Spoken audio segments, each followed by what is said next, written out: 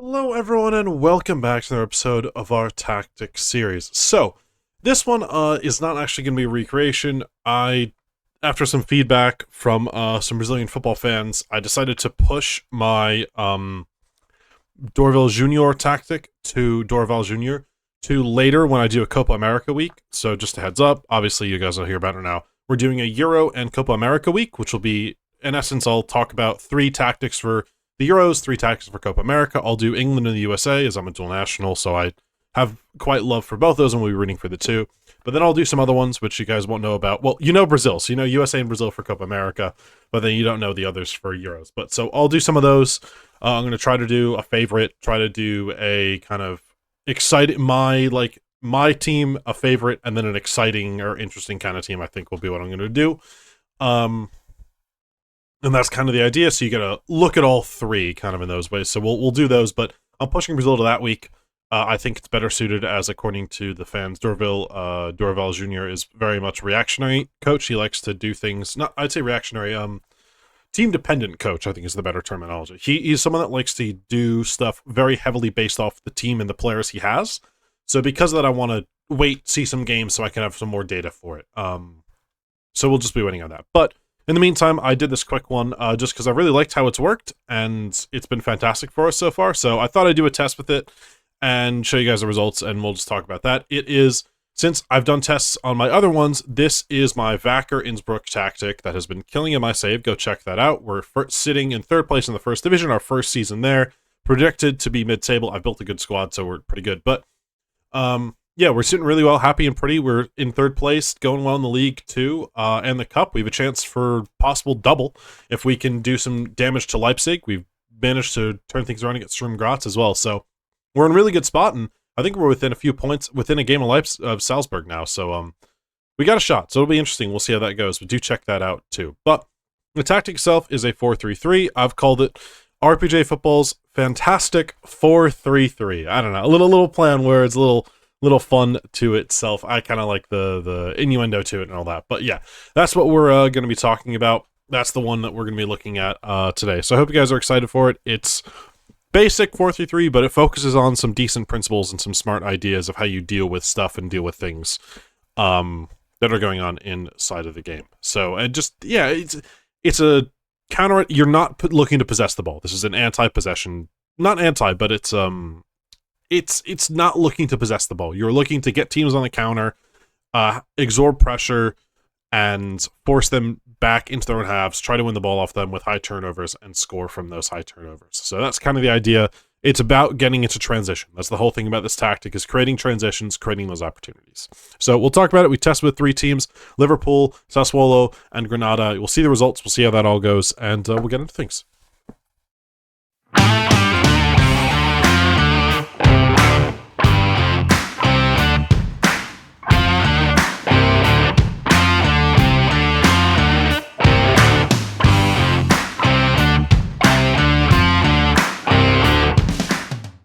Okay, everyone, so we're going to talk about some of the tactics of this system. Now, one of the key things that we need to discuss before this is the role of these 2 players here. So, these 2 are going to be designed as interchangeable players. That's kind of why they're a mezzala, inverted winger. They will be interchanging throughout the system. It's set up that way in the tactic, and just something you guys need to be wary of, just because that's what I've designed. So you'll want to assign players that focus on the availability to play out wide and through the middle. Now, this guy could be able to play as a 10, and then you just train him to be here, and this guy's able to be playing maybe as a left mid. You can train him to play a little higher. But just be wary that that player will be interchanging out wide, so you want to get someone that is able to play kind of both positions in some similarity. If they can play here or here, that's fine. If they can play here or here, that's fine. Just something to consider and think about just before we get into the tactic further, just to get that out of the way so you guys know what you're dealing with here. You need some kind of versatility of a player, and I have a few of those in the team, which is why I am running this system. Now, the team itself, this is based off my Wacker Innsbruck save. Now, we are not a top team. We are a mid to low table team in the Bundesliga. That's where we're expected after we were promoted from the 2nd tier. We've won every single division and slowly regressed our tactical system further back and back and back to be more counterattack focused. And this here is a high-pressing, counter-attacking team. The design of this is based around creating high turnovers and funneling the opposition further back into their defense and into their own half, creating opportunities for us to win the ball in higher positions and attack in a short field, or create long balls, passes out wide that give us throw-in opportunities higher up the field, or allow us to counterattack after a long ball into the space left behind as they try to push the ball forward, push players forwards after the long ball forwards. That's kind of the idea of what this goes. We'll discuss it a little more, and I'll show you examples of what I mean. But let's first start talking about the build-up. So the build of this team, I'm kind of hoping it's like this. It doesn't always work because I just kind of have it, but the idea is to get the players like this.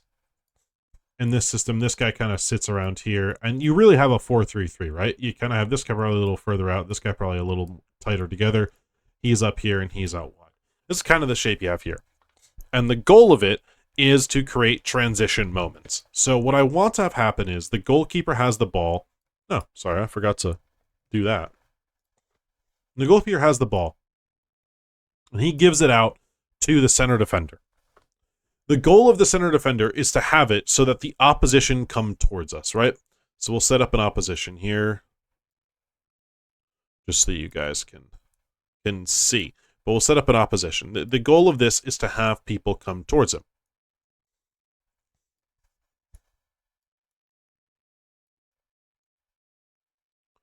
Sorry, all right, we'll move these guys around here.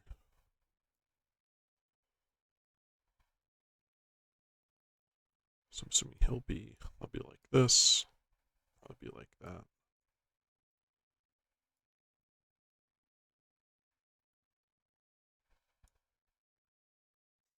And the goal is to create an opportunity where we play the ball short, it pulls their players onto us more, right? They start pressing us and they start moving onto us. And now we can play the ball out wide, and once we get it out wide, they're going to start pressing us more and more, and we can get it further down into open spaces. And that's kind of the hope, because if they pull everyone wide like this, if we pull everyone wide like this, and we're able to create these kind of overloads, so we're able to create these, sorry, not overloads, but they're trying to create overloads defensively against us, we are able to not have to worry too much about really getting caught, because we're staying in our shape. These guys are going to kind of sit in a little more, but once we get this wide, the goal is to get this dude isolated where he can beat his man and go.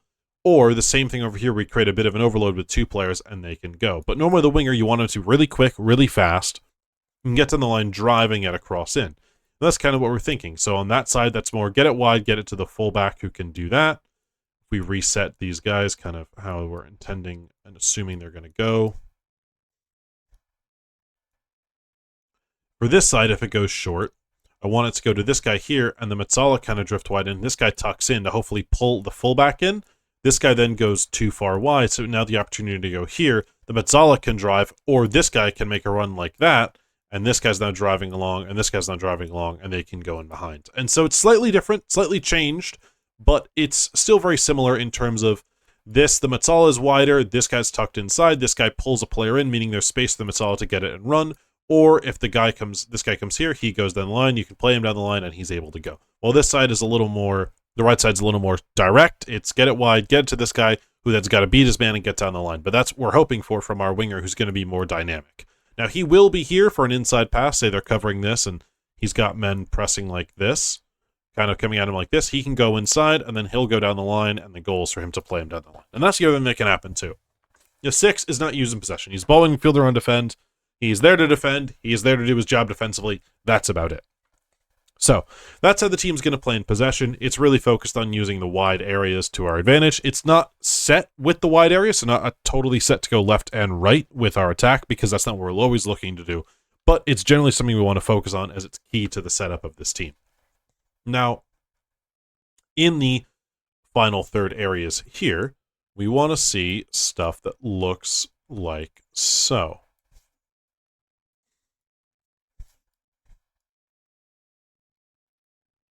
A little further forwards here.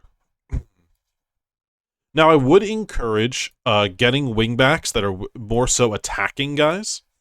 That's pretty key in what you want to see. You want more attacking wingbacks. They're pretty important to this system. They're not going to be maybe the be-all, end-all, but I'd rather you have a guy that's more attacking and more aggressive that's going to look to get forwards than someone that's not, because you need a lot of support from your midfielders here. It's pretty important. This is kind of how the team should look. He's a little more inside in the offensive areas here. You want a isolated opportunity out wide here. So he's obviously going to be Linaire. He's going to be wider. They'll probably be kind of like this. And it kind of doesn't always work perfectly on this side, but they'll kind of be interchanged sometimes like this or like this. But down the right side here, it's going to get it to the winger. He's going to drive at the defender towards the line. Boom, drive a low cross in where you have this guy running in, this guy running in, this guy here, and this guy here on the edge, ready for it. Hitting one of the two, because if it misses him, he goes on the back post. And that's kind of the goal with this is get it down that right side. The winger crosses it in. He makes the middle to near post run. He makes the far post run. If it misses the first guy, it goes to the second guy and he scores. And that's exactly what we look for. There's countless examples of this happening at the Vacker save. It's God knows how many times, but that's what we're looking for there. With that is get it down the line, cross in, goes past one. There's a guy on the back post to cover. If not, front post scores. And then if it's blocked and comes out, you have two guys here ready to return the ball with shots or things like that. Now, on this side here, it's slightly different. Say the Metsala might drift wide, and they might be here. The Metsala will drift wide. He's got support. Remember, we're kind of having two players on this side here. The winger will probably be tucked in a little more, but he'll still kind of be wide. This guy will be a little more central. He'll probably be over here. What can happen is either of these players will drive down the line here, look to get an opportunity to cross, and cross the ball. The wingback will sometimes overlap them. They'll play it to him. He'll cross the ball. Now, either of these two will do that cross from there. Sometimes what happens, though, is the Metsala's here, this guy's here. They can cut it back, and they cut the ball back, and he's able to beat his man and get into this scenario, and he'll shoot from here. He'll shoot from these areas right around here. I'll show you with the circle. You can see there's a lot of goals scored in this area by our inverted winger, the left half space mainly, of him getting the ball into these areas, striking shots at goal. Carvalho had a lovely goal in one of our latest episodes doing this, and you can see it happen from Solberg as well, where they get into this area, rip a shot from distance into the net from here. You can see the Metsala do it as well. Same scenario, just reversed. The Metsala will have a chance here, take a shot from distance. They'll also drive into the box a bit, maybe lay it off, or they'll get into the scenario and pass into the 9 or into the other center midfielder, this guy's then attracted players because he's beat someone who's now got free to shoot or pass off again. And you'll see that happen as well. There's a little more working and a little more play down the left side than there is on the right. We don't want to limit ourselves with either because of that. So you'll see that happen a lot where one of these two will tuck in, get into this area right here, play it off to someone for a shot, pass into someone else for a shot, take it themselves, or drive to the line and look for a cutback. And you'll see those kind of options occur with that. But mainly, it's a lot more freedom on the left, more build up, more of a rotational team doing things. You're more players that you're going to trust in possession and do things like that. Well, the guy on the right is pace, crossing, dribbling. Legitimately all he needs. He is a direct player, gets down the line, gets crosses in, and people score off them. And that's 100% what you're looking for from that guy. Nothing too special. It's just a winger that drives to the line and does stuff. This player here can be more defensive. This player here needs to be more attacking.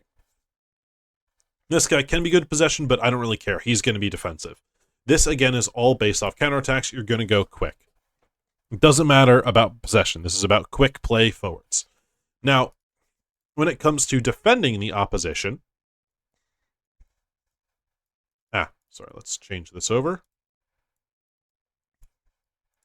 We want to press high, because our goal is to create high turnovers. Because that's what we want to see. This is really important for us, these high turnovers. So they'll probably set up like so.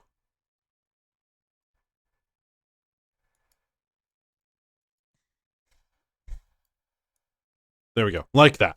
This is probably going to set up with high turnovers. So as we look to create high turnovers. So the point is that these guys will be wider like this. So they're going to be ready to wide to close down more. Not totally set, but they're close enough, right? These guys are marking tighter, being aggressive. And what we're doing is that we're ensuring that if they play a 4-2 throw-in, which is probably pretty common, we can match up perfectly in the middle. So these guys are all matched up here.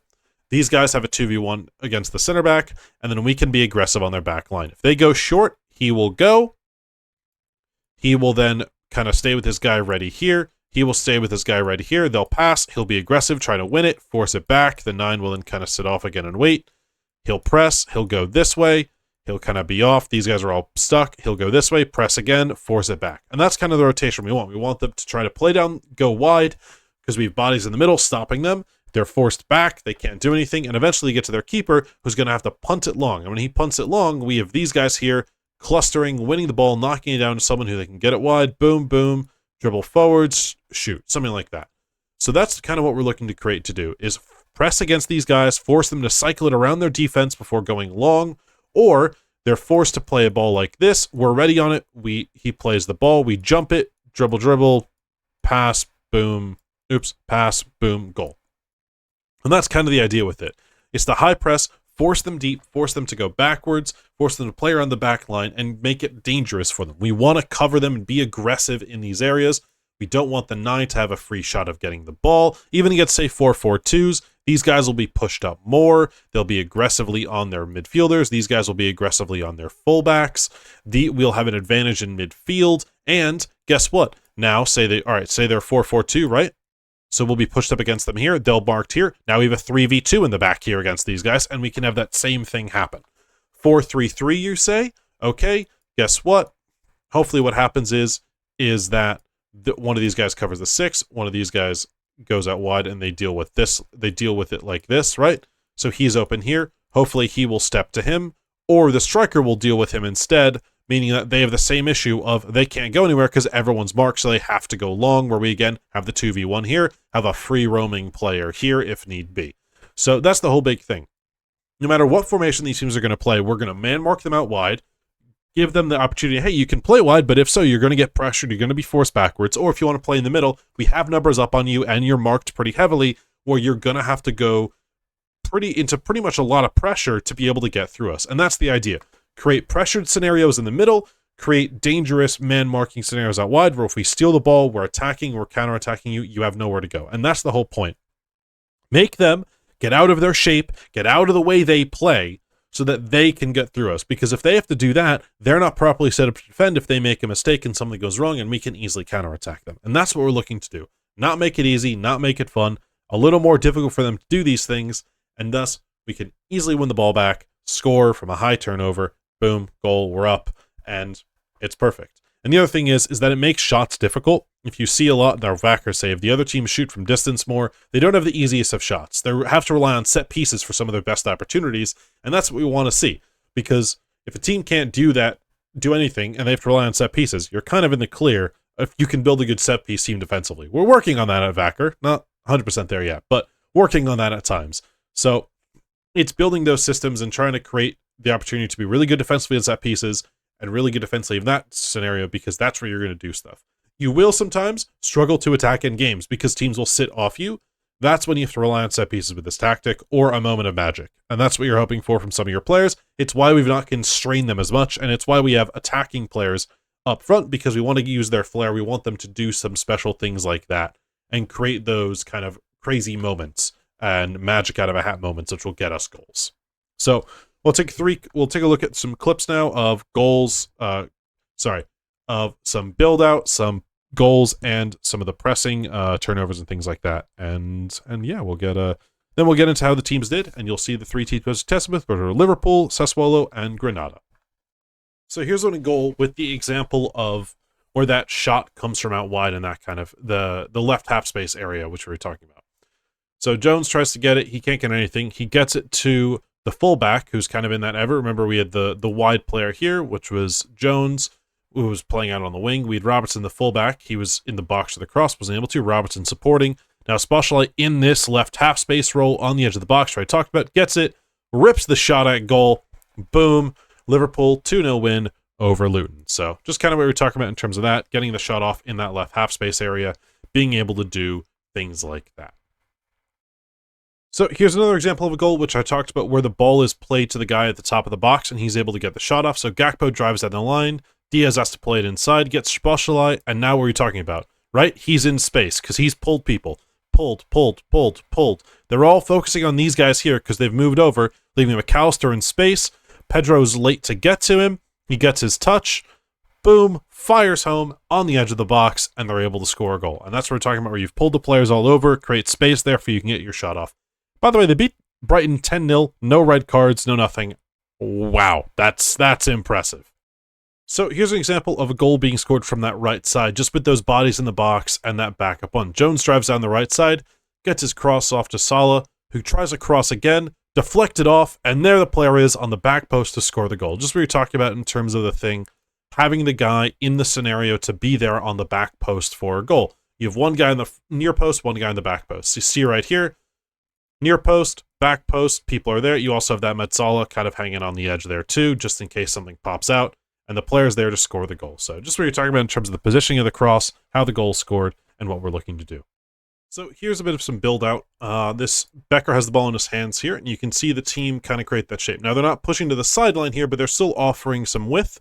You see our front line here is a little more narrow, and you see the kind of staggered midfield as I was talking about. So you have the 6, you have the 8, and you kind of have our like makeshift 10. So you can see Becker's going to go wide. It's one of the players. They're spacing out, try to pull Crystal Palace apart. Van Dijk's going to get it. You're going to go to Robertson, and you see what I'm talking about. The players are clustering over to him. This guy's still staying high and wide, but they're clustering over. So now he's got some options over here. Robertson's going to get down the line. He's got the option of Gakpo. You can go back to Van Dijk, and they can get back down the line. Now you can see, remember I talked about the player making that inside run. Szoboszlai makes that inside run, because Gakpo's staying wide, pulling that space there. Robertson doesn't play it, but he's going to go back to Van Dijk. But you see it also what I'm talking about here. This guy's high and wide. This guy's able to pull players, leaving some isolated moments here. Van Dijk's going to get it forwards. Now they're going to switch sides, and if we go quickly, which they unfortunately don't go as fast, but you can see they get Salah in somewhat of a 1v1 scenario. He's going to try to get down the line, try to cross it. He's tackled by Mitchell. But you can see what I mean, where if they went a little quicker, they'd have the opportunity. But you see, if this pass from Matip is a touch out to Gomez, Salah's got a lot more space and time isolated against this guy to get down the line and get a cross in. And that's what we want to see from the build-out. We can work it down this side to get something happening. If not, we can go back to the other side where hopefully Salah's isolated 1v1. He can burn the guy and get down the line and score. Here's an example of how the pressing works. So it's not off a build-up, but you can see here. So Rangers win the ball back, and they're ready here to start playing with the ball. As you can see, they play forwards, but there's pressure. Here, we'll go to the data analyst view. So you can see here, though, ball's over here by Cantwell. There's coverage here. They've covered this off here. They've covered all these passes off here, meaning that he has to turn and go here. But Szoboszlai is ready if he plays it forwards. And Darwin's covering here, meaning he has to go back to one of these options here. He turns and goes backwards. Now Balogun's got it. His player's next to him here. These guys covered. He's covered. He's covered. He's covered. And they're saying, hey, go over here, buddy. We're waiting for you to go over here. Remember, we have numbers up on this guy too. Now this guy comes over here, ready to press here, and he can then step up with. It goes back to Butland. Now McAllister's over here watching all these three guys. Now they have a short option here, or he's going to be forced to go long. Butland gets it. We readjust. Now look, coverage here from Darwin. McAllister's pressuring here, forcing this one not to happen. You have Salah here, covering here, covering here, covering here, covering here, here, here, here, here, and him here. Meaning that we have the opportunity to be numbers up, covering every player on the entire pitch in our favor. Butland gets it. He's forced to go long. And look at this. We cluster people around. Konate is able to win it in the air. Knocks it down. Unfortunately, we don't win it. But it's exactly what we were talking about. Konate can win it back in a foul. But it's the thing we were talking about in terms of the pressing of it there. Of the balls played long. We have the numbers around. Konate needs to head this here to Trent, not forwards. But it's the thing we were talking about in terms of forcing that long ball because everybody's covered and we can easily win it. So, how the teams did. I figured we'd start with the team that finished, well, is expected to finish the lowest in the leagues, which is Granada. So, Granada itself are expected to finish in 19th place. So, that was where we predicted. The team itself managed to finish in 9th place, only a few positions out of the European spots. If we look here, they're actually supposed to finish 6th, so they were supposed to finish even higher, which is nice to see. So they underperformed in every category, which is unfortunate, but it just goes to show you that the tactic itself is really strong, and with a team that could overperform the numbers, they'd be even higher up the divisions. But it just goes to show you how strong and how powerful the tactic works for the team. So it's kind of annoying that that's the case. We do look 9th best attack, 8th best defense, which is good. Striker getting a lot, winger providing a lot and a lot of assists, which is really key in this system. And yeah, not too many red cards and stuff like that. They're 10th worst, 8th worst, so you're not conceding too much in that sense. In terms of the competitions, knocked out in the second round by San Fernando, and that. So it kind of sucks, but it's whatever. The team itself is not truly designed for that. It's designed more based off the principles of play over actual like cup runs and things like that. We do look at the goals are spread out a decent amount by kind of the players that played up top and things like that, but normally you're looking to get your main striker, who was Lucas Boyer, the main goal scorer. He's the one that you're going to expect to score a lot of the goals, do a lot of the work. Like Zaragoza getting 12 assists is not surprising. He probably started on the right. No, left is where he got most of them. Normally the right-sided player gets more of the assists. So if we do look at the assisters with the most, surprisingly it actually was. I think Manafa maybe played out there. No, he mainly played at right back. But that's interesting to see. So, but again, Zaragoza, not surprising. He's the key player of this team, really the best player by far. But yeah, that's kind of how it is. Yeah, just in that stuff. But no, that's what we were looking for. The striker's going to be the goal scorer, the winger's going to be the main assister, and then Uzzini, I don't know where he played. He played on the left and up top as well, so he got some surprising results. But yeah, that's kind of what we're looking for in this system and what we'd expect to see is kind of the front three being the main contributors to the team. We'll take a look at Sassuolo as well. This one, really, really well. 7th place, if we do look here. Again, they underperformed as well. So the teams are underperforming their numbers both times. They should have finished 5th place in this. 57 goals expected, 57 points. 57 goals scored, 57 points expected, but they only got 62. They should have had 62 and an XG of 78.1, 57.8. I can't even speak. Yeah, they really should have done a lot better in that sense, which is unfortunate, but still really, really good performance from them. They probably wouldn't have. Obviously, these guys were really, really close. Maybe not have that far ahead, but still pretty good result to even get into Europe. It's pretty impressive for that team like that. 7th best attack, 9th worst defense. But as you can see, lots and lots of goals from Pinamonti, who really hammered home things. If we do look here, though, second round by Empoli, which does suck. Only 2 games in before that. If we do look, though, you can see some big ones against Milan, Napoli, Juve. They beat the bigger teams with this. Again, Napoli, again, they did a double over Napoli. Beat Lazio. Didn't lose to Lazio. As you can see, the team is really it's better designed to face some of the stronger sides, not as much as some of the weaker ones. Unfortunately, they had just really, really bad stretch. 2 months without a win, which I'm sure wasn't great. But as you can see, though, it's really good against some of the better teams, but not as much against the weaker teams. Berardi must have been injured. Didn't play a lot of games, unfortunately. But played on the right mainly as the winger, which I'm surprised. But actually, can he only play out there? That's his only position, really, yeah. But Pinamonti, as the 9, got the most goals, not a surprise. It's kind of the position we're looking to see to get the most. Behind him, you had Loriente, who was on the left mainly. Yeah, he got a lot as well. If you look at assists, it was him, and then the center mids, who do get a fair share themselves. The wing backs do, and even the wide players. It's funny to see Castillejo back in the league. But yeah, we're not surprising. Good results from all of that. Even Bajrami, where did he play in the end? Did he play in the middle? Yeah, he played in the middle, probably as the Mezzala role. So, as you can see, still overall, like, generally the main guys are getting the goals, main guys are getting the assists. It's just as we talked about, the wide players are kind of the key guys, the main people in charge of doing all this stuff, and that's who we're looking to get the most impact from, which is the main important thing from this tactic, is that front 3 with the addition of the Mezzala are really, really key to the way the team attacks, scores goals, and does all that stuff. So if we go to Liverpool finally, you'll see how they did. They finished first in the league.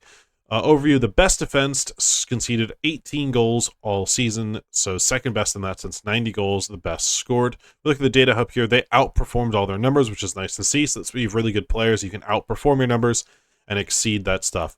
But they were really, really incredible. Expected goals over 2.1 goals a match, which is really, really nice to see.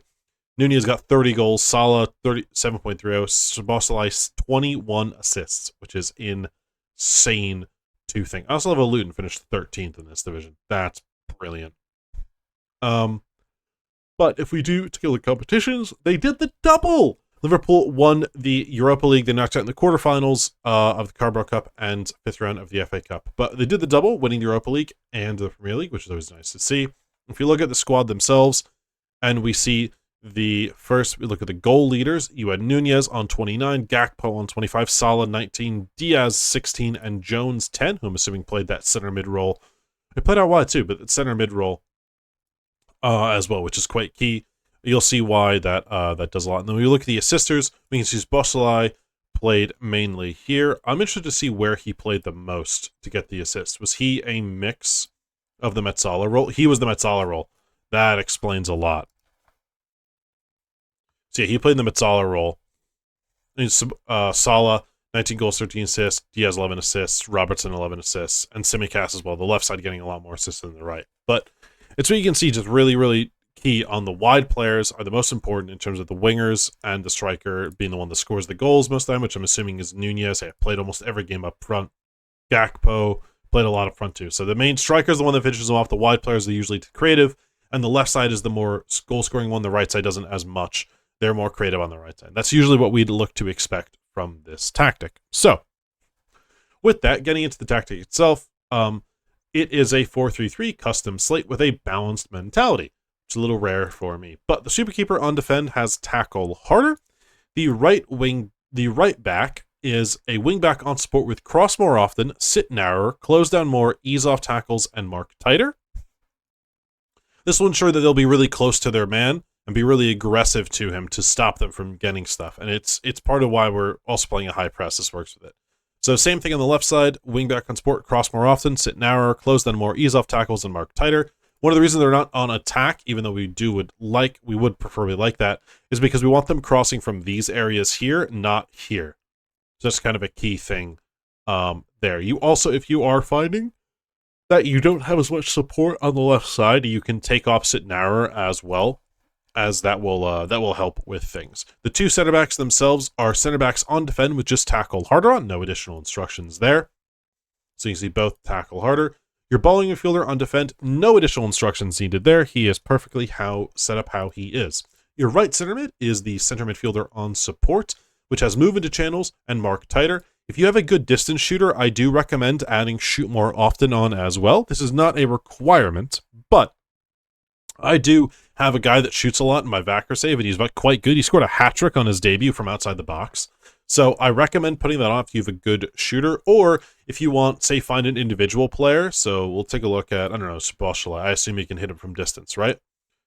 So he's got 15 long shots. You could do a personalized thing here, too, to these guys of, say, shoot more often for that. But then if you want to put, say, Thiago in here, right? He's not good at long shots, I'm assuming. Yeah, he's never good at long shots, so it won't happen. But if you then change Szoboszlai, he gets the instruction. So I'd recommend doing something like that if you have both versatile players. If not, they all shoot from distance from that role. I do something like that. Just a good addition that helps with the directness of the play at times. And you'll see the ball get played into these areas occasionally, so you want to ensure that they are able to take the shots and get that stuff going from distance. Now, the left center mid is Metzala on support with mark tighter. This is to deal with the pressing mechanic in the tactic, as well as this important thing with the interchange. So which I'll explain shortly. So we'll leave these two. We'll go here first. So on the right side, right attacking mid, you've winger on attack, close then more, ease off tackles, and mark tighter. The striker is advanced forward with dribble more, shoot more often. Now your left wing is close down more, ease off tackles, and mark tighter. These two, though, have an interesting dynamic between them. So if we go to player and we click on the left side here. Oh, sorry, when I saved the tactic, it must have turned it off. But these two will swap roles, right? So these two will swap. You got to make sure that's on. I don't know why that's not.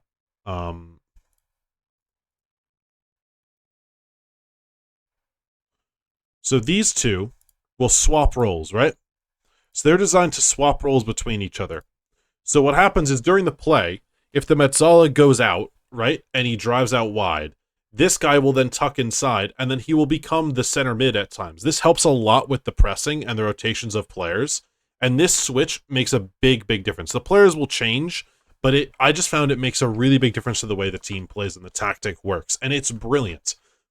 Also, because a lot of guys that play this role, like, say, Szoboszlai, who did play this role, if you look, he can play out wide as an inverted winger. So he's comfortable playing in both positions, meaning it works perfectly as well for having to play either.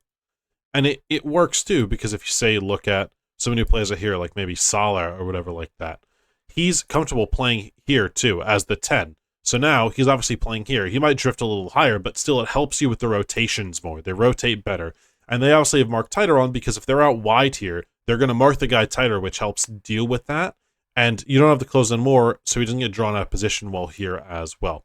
But it helps with that, because if they are out wide and drifting out wide, they'll mark tighter. Well, this guy will be aggressive in the middle. And then they'll end up swapping back, and it'll be okay. But I make sure that is on. Obviously, I'll have it turned on for the tactic itself. But it's something that's really, really important to this tactic and makes a big difference when you're going about it. Now, in possession, the mentality is balanced, but in possession, you have a standard width, you pass into space, no approach play instructions here, standard passing directness, a higher tempo of play, no instructions here, and run at defense. In transition, you distribute to the back line, you don't speed it up, you don't special type here, but you counter and counter press when in transition, and out of possession, you have a higher line of engagement, much more often press, prevent short goalkeeper distribution, and get stuck in. Now, remember, the reason we have that is to kind of funnel the team in, force them to stay back, and make sure that we can create the long balls, which we then counterattack from, or force them to give the ball up in their own half, creating high turnovers and an easier chance to score from, since it's a much shorter field and puts us in a much better position already. So, that's the tactic. Those are some of the results we had. I won't really go into anything further. It's kind of a shorter video today. Just had some stuff going on. Important to get this done. But yeah, that's kind of what we're looking to do. Just showing you guys what some of the tactics I'm using in my own saves and the success it has and how good they are. These are all tactics I just created based off the players I had, and this is what you got. So, hope you guys did enjoy it. It's kind of the tactic we have, and it's time to roll the outro. Thank you so much, everyone, for watching another tactic video. Now, I know it's not the same as we normally do, but I wanted to push this as with the change to the thing, I wanted more time to watch highlights to see about Vasco da Gama. I already liked some of the success I had. It was a very good test that I've done so far, but I'm going to take the extra time, make sure it's all squared away, and with the fact that I may be going on vacation on the horizon, I want to take extra time to work on some more tactics and get things set up and scrubbed away for you guys so that you don't miss out on any tactic videos even while I'm away. So that's the case with that. Otherwise, I hope you enjoyed this one. If you did really like it, obviously download link is in the description below, as well as Mediafire, both Steam and Mediafire. Feel free to follow me on Steam. You won't miss out on any of the new tactics. I post everything there, and you can check out the ones on Mediafire. On top of that, do keep dropping requests. I really appreciate it. I love all that stuff. It's great. My request list is so massive now that it's kind of crazy and hard to pick stuff. So we'll see how that goes. But yeah, I really hope you did enjoy. It's not like what most people think of as like a meta tactic, I would say, but it focuses on some cool principles that I really enjoy and I think are interesting in terms of positional rotations on one side compared to a much more stagnant kind of basic system on the right side. So I think it's an interesting mix of a style, but because of that, it creates opportunities in the way it's played. So I just like that about it. But yeah, I think it's a fun one. It's a neat tactic to play. It's definitely one that I wouldn't say suits the bigger teams, but it works. So, you know, I'm not complaining. And we'll probably be playing it with Vacker for many years to go. So be sure to check that series out, where I hope you guys enjoy. But once again, everyone, thank you so much for watching. Be sure to like and subscribe and hit the notification bell so you don't miss out on future tactics like our Vasco da Gama tactic coming out on Sunday. And I'll be sure to catch you guys in the next one.